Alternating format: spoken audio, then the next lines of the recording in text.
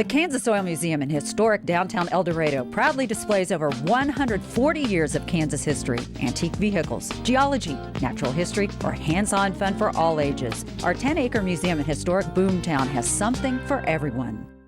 The following program is brought to you by TZ Productions, offering 40 years of media experience.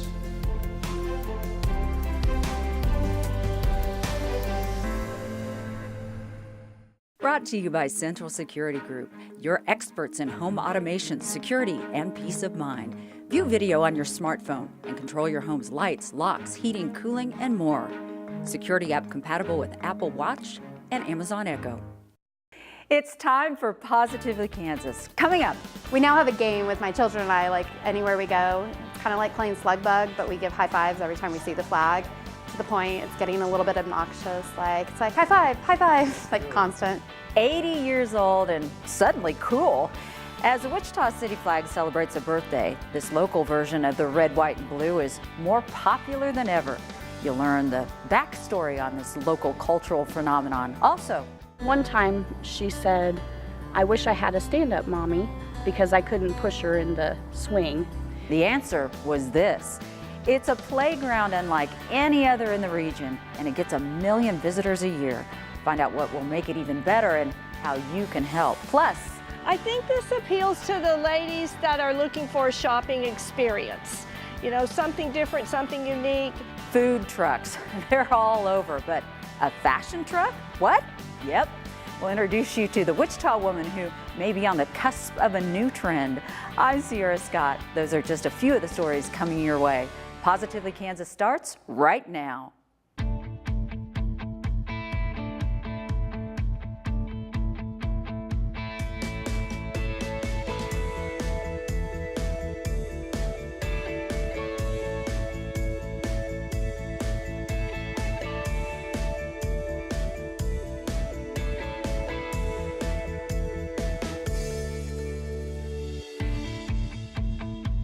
For decades, it seemed to be Wichita's best-kept secret, but no more. The Wichita City flag has seen a resurgence of popularity as community pride seems to be on the rise. Jim Grayway is here to show us why this 80-year-old icon is so hip these days. It may be 80 years old, but the Wichita flag is a new discovery to a lot of people. And it is just a beautiful design, which now symbolizes a new sense of pride in the community. But for decades, it was virtually lost to history. For many years, the Wichita flag was kind of an obscurity. We still every single day hear people say that they didn't even know we had a flag. All but forgotten, it's now spreading all over the place. Shirts, mugs, license plates, pins, paintings, murals. I love it. Check out this mural that artist Johnny Freedom just painted on the wall facing the patio at Piatto's Pizzeria on Douglas. It is the 5th building that Freedom has done recently featuring the Wichita flag. Though he grew up in Wichita, Freedom says the first time he realized the city had its own flag was when he noticed it on a friend's jacket patch a few years ago.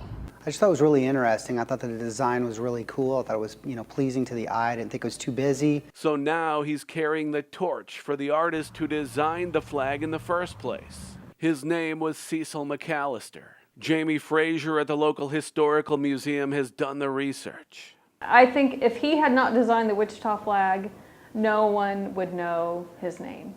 McAllister was actually a sign painter from a family of sign painters who specialized in this kind of work. Not original flag designs, but then Burt Wells, who was the city manager in 1937, had this idea that Wichita could promote itself at special events in town and around the country if they had a flag, a dramatic flag. So for the opportunity to win $40, McAllister gave it a shot. And he won the contest with this design. We think it's pretty spectacular.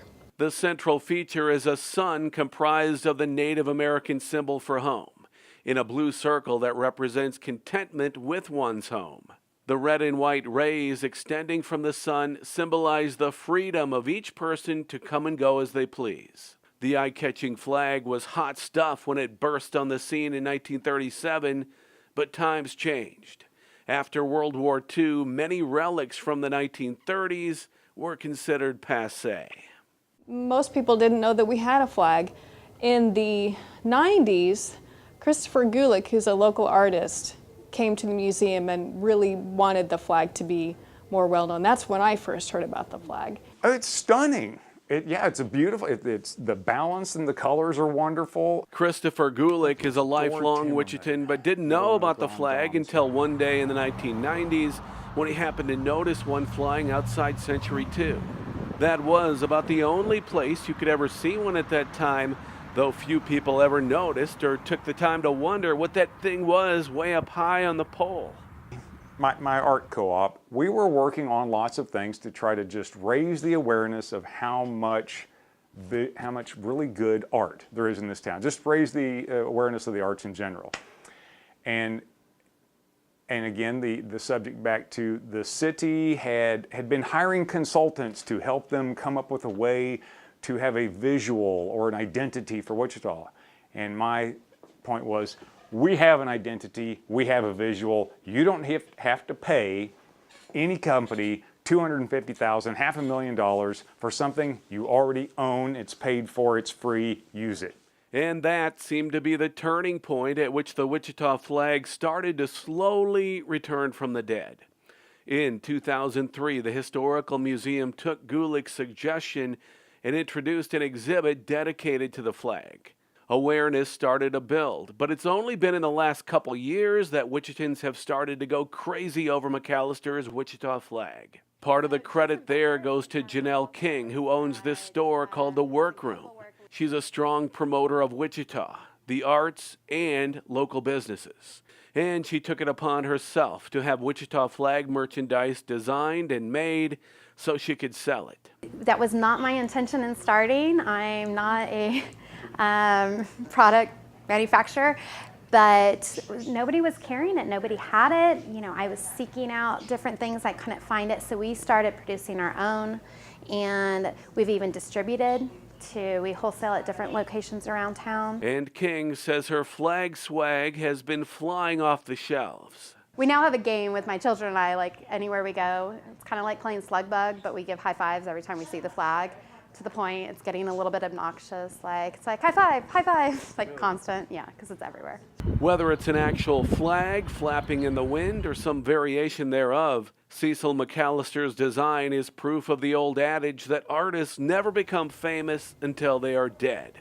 Although, in this case, Johnny Freedom says it's not really about McAllister or about the flag he designed, as marvelous as it is, but it's really about what that flag represents. Well, the flag means a lot to me, probably because in the same ways that it means a lot to other people in Wichita. It's kind of been the centerpiece for the Pride in Wichita movement. You know, being excited about being from Wichita, not being ashamed of being from Wichita, or saying Wichita is a crappy place to live. Wichita is actually a really cool place to live. Cecil McAllister died in relative obscurity in 1969 at a time when his flag had all but been forgotten. But he would be happy to know that he and his flag are forgotten no more. You can learn more about the Wichita flag and Cecil McAllister in a couple really nice exhibits at the Wichita-Sedgwick County Historical Museum. Now to a local legend who's still around. He's considered one of the greatest living architects in the United States, a pioneer in design who shattered racial barriers. Among the projects Charles McAfee helped design are the Ulrich Museum, DFW Airport in Dallas, and Morehouse College in Georgia. But it's a project in a park here in Wichita that's among the closest to his heart, one used over the decades by thousands upon thousands of Kansas kids, a project about to be shuttered by the city for good. Justin Kramer explains. I've seen it all. There's nothing in here I haven't seen. Charles McAfee spent 6 decades in architecture with national awards and international attention for a wide array of projects, from working as a design consultant to the Olympic Games in 1996 and several projects for the Hartsfield-Jackson Atlanta International Airport to Omaha's Love Museum, along with Wichita's Ulrich Museum, to fire stations in Dallas and metro stations in Oklahoma City. But it's one of his very first projects, built just blocks from where he grew up in Wichita, that remains one of his favorites, the pool at McAdams Park. I'm very proud of it, there's no question about it. It meant so much to me personally, because this was a way for me to be able to give back to the community, to do something of first-class quality, something that the whole community could be proud of. McAfee is quick to joke about the additions he designed to the Wichita Eagles building on Douglas Avenue facing the Wrecking Ball this spring. I built the East building. Actually, I did 5 jobs down there. Yeah. And it looks like they're all trying to tear down everything I've ever done. But he finds nothing funny about the city's decision to shutter the pool at McAdams after nearly 50 years. You need to know how to swim. You know, you don't save anybody's life playing tennis, you don't save anybody's life playing football or baseball, but you can save somebody's life if you know how to swim. It happens every day.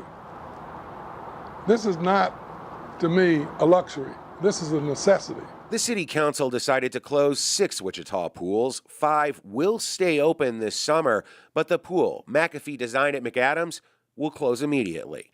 McAfee doesn't mince words when talking about why he thinks why. He sees it as a pattern of city leaders not caring about the community around McAdams Park. What do they do over here? Nothing. Nothing happens over here. You almost can't get a business loan to open any kind of store or restaurant or anything else. It's difficult to get money to build a house. Appraisers down appraise housing in this neighborhood. I mean, there's what it costs to build, but the appraisers down appraise it. So then you go to a bank and try to borrow the money, you don't have a decent appraisal. People just don't give a damn. City leaders scoff at the idea that they closed the pool because they don't care about the area and deny racism played any role at all. For the city, it's straight economics. Stats show the pool here was used the least out of any pool in the city. But McAfee says there's more to this story, still maintaining the city should have done more to promote the pool with activities for kids in this neighborhood. The whole deal is you got to have a program, and you got to have people believe in the program. On the other hand, if they don't believe in this community, then I understand it. Plans call for the destruction of McAfee's award-winning design after it stood in Wichita for nearly 5 decades. McAfee jokes it's so well designed, the only thing that could take it down is a wrecking ball. For Positively Kansas, I'm Justin Kramer. Plans call for the pool designed by McAfee at McAdams Park, as well as other pools closed by the city, to be replaced with splash parks. Now to another source of Wichita pride. It's called the Sunrise Boundless Playscape, and it's right smack dab in the middle of Sedgwick County Park in West Wichita. Opened 9 years ago, this is heralded as the most handicap accessible playground in South Central Kansas, maybe even the entire state. And it's about to get even better, thanks to Sunrise Rotary Club of West Sedgwick County. The group is working to raise $1 million to expand the playground and keep it in tip-top shape. 1 million visitors a year has led to some wear and tear and demand for an even bigger play area. I think the reason we get so many people here at the playground is just because of its size, its scale, its diversity. We've got equipment from 2 to 12 years old. I can't tell you how proud I am of our Rotary Club, our little Rotary Club, and just the muscle that we've kind of flexed to create this. It's incredible, and the amount of traffic that it brings and the availability that it brings for all walks of life is just incredible. Some of my favorite stories are from adults that are in wheelchairs and haven't been able to play alongside their kids, and this playground offers them all of that. The Sunrise Boundless Playscape has been a life changer for some families. It's designed to make play possible for children with disabilities and to help moms, dads, and grandparents with disabilities share the fun with their kids. My husband and I welcomed our first daughter, Kelsey, into the world, And one of the things I was most worried about was how I could give her a very normal life, having been in a wheelchair as a parent.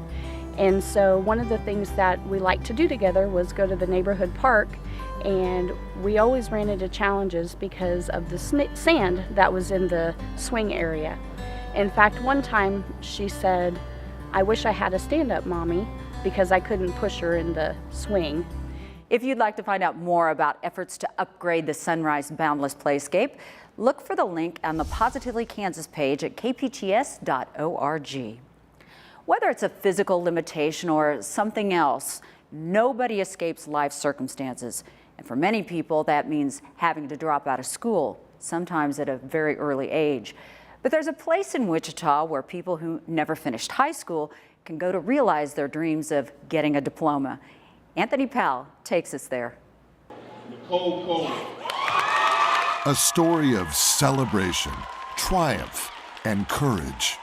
37-year-old single mother of two and former high school dropout, Nicole Cole, receiving a $40,000 scholarship to further her education. But on this night, what meant the most by far to Nicole and her classmates, receiving their long-awaited high school diplomas. When Nicole began her quest at the Wichita Adult Learning Center, she had 0 credits. A deep fear of math made getting through a challenge, but Nicole says her fierce determination wouldn't allow failure.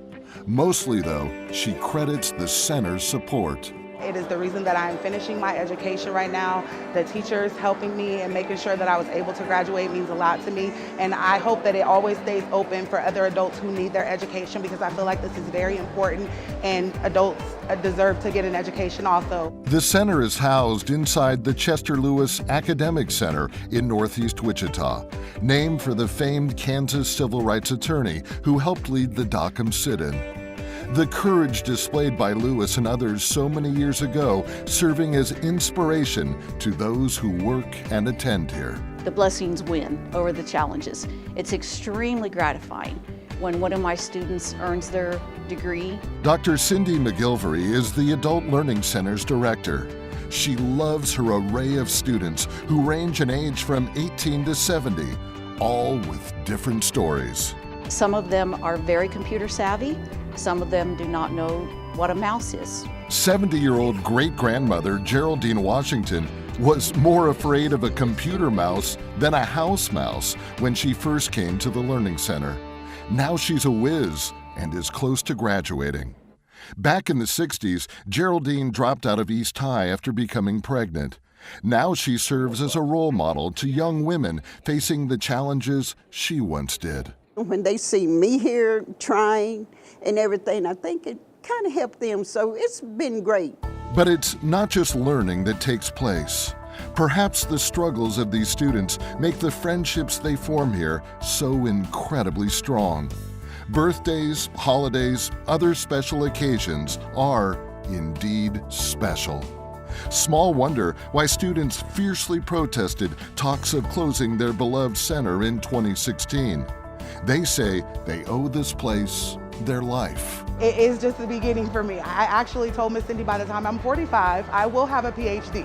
So yes, this is definitely just the beginning. And a beginning is exactly what the Wichita Adult Learning Center has provided for so many people and will hopefully continue to do so.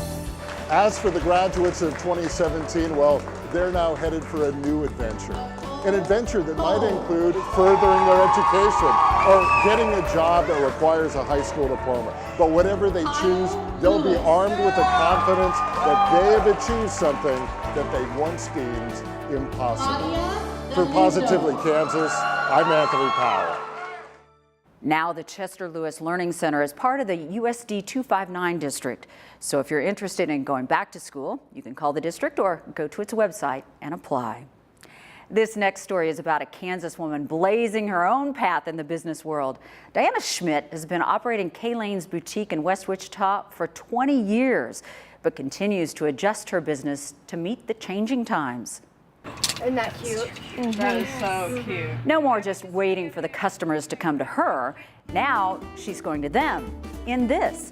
It's a mobile store she calls the Paisley Parrot. Retail's changing so fast as the internet gets more active, and you just have to keep thinking of what's next and what can I bring to my customers that will excite them and make them want to shop with K-Lanes. Schmidt loads up the truck with an assortment of women's clothes and accessories, hits the road, and turns shopping into a real event. I think this appeals to the ladies that are looking for a shopping experience. You know, something different, something unique.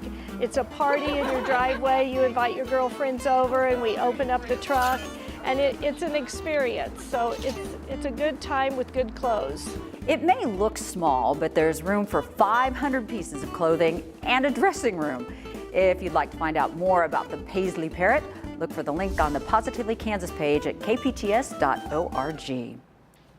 Now to Pratt, where it's not just business as usual at Tanya Harrison's shop either, because this is not your typical flower shop. Harrison doesn't just sell flowers or grow them from seeds, she makes them out of latex balloons. I'm the only one in Pratt, the only business in Pratt that makes them, so it's very unique to Pratt. There might be one or two people in Wichita. I don't know if there's anybody in Hutch. I mean, it's just a very unique niche to us. Harrison says her flowers last for years and look and feel more lifelike than other types of artificial flowers. She sells them at her store and online and has customers all over the country. She says spring is her busy time with Mother's Day, graduations, June weddings, and other seasonal events. These are actually prom. I love doing prom because we are so custom to the girls. The girls have so much fun coming in. They pick out everything. They pick out everything. They pick out from the wristband to the tulle to the bling, everything.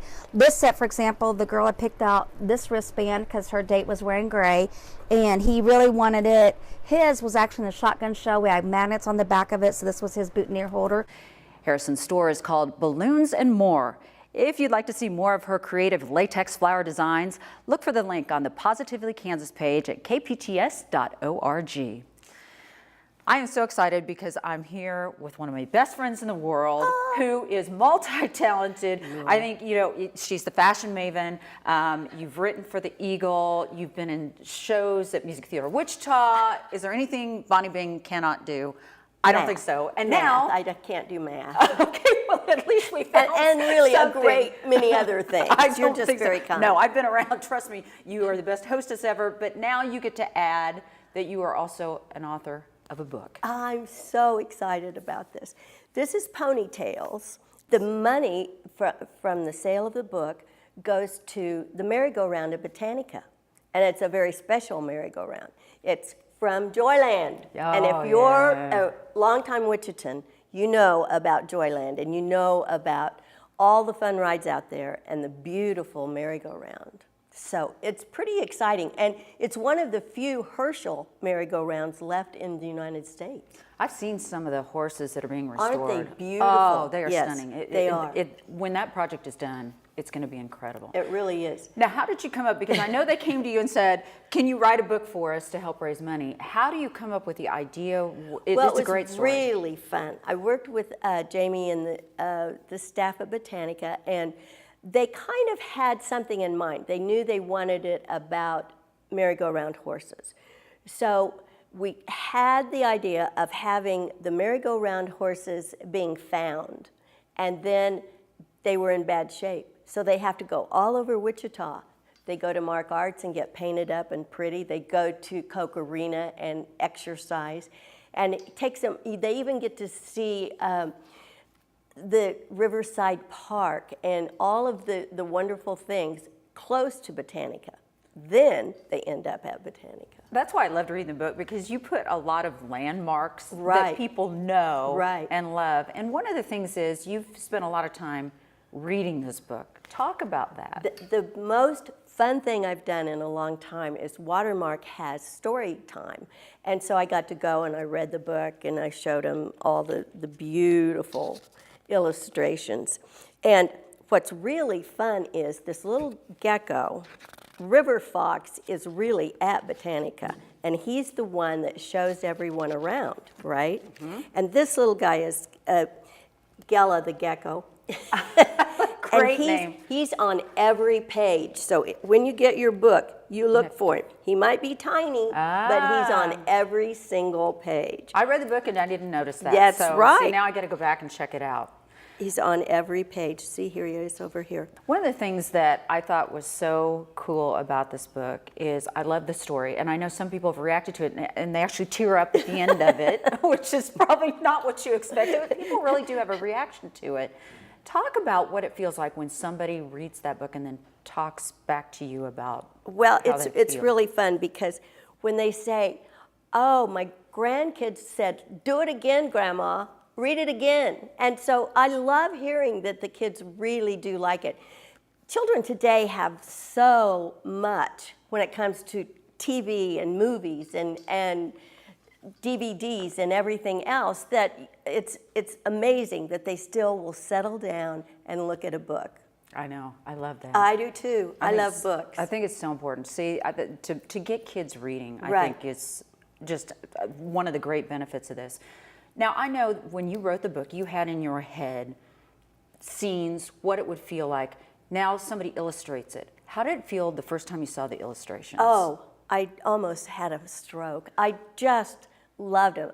You know, when you write something, I've done a lot of photo styling, and so you know what you want it to look like, and then you finally get to see it. But with him, he knew the story, and I just said, make it soft. And he did. It was just perfect. John Pertle's genius. That's all I totally agree Yeah, with you. Really. That book is so neat, and I've read it, and thank you, by the way, I have an autographed copy. Yes, yes, she does. One of the early I know, copies. I love it. How does it feel, though, to have something lasting like this, that for generations, people will be reading this book? I hope so, and it'll be fun. You know, I just thought, you know, when I'm long gone, it'll be an estate sale somewhere. Well, I'll buy it if it's an estate sale. Yeah. I love it. Might be sold for a dime, but it'll be there.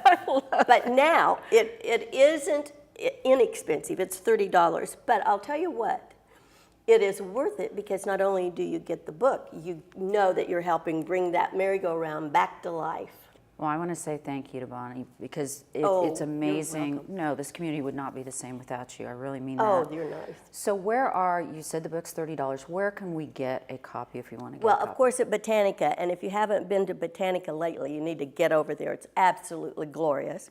And then also at Watermark Books, as well as The First Place. Excellent. Bonnie, thank you Thank again. And thanks you. for taking the time to be Oh, here. I love it. Thank you. Well, that's a wrap for this week. But on the next Positively Kansas, they're the Sonny and Cher of the Wichita art scene. Meet this highly acclaimed couple who do amazing work both individually and together. See how they're inspiring more Kansans to explore their artistic talents. That's one of the many stories we're working on for next time. I'm Sierra Scott. Thanks for watching. Brought to you by Central Security Group, your experts in home automation, security, and peace of mind.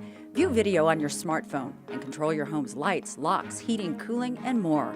Security app compatible with Apple Watch and Amazon Echo. The preceding program was brought to you by TZ Productions, offering 40 years of media experience.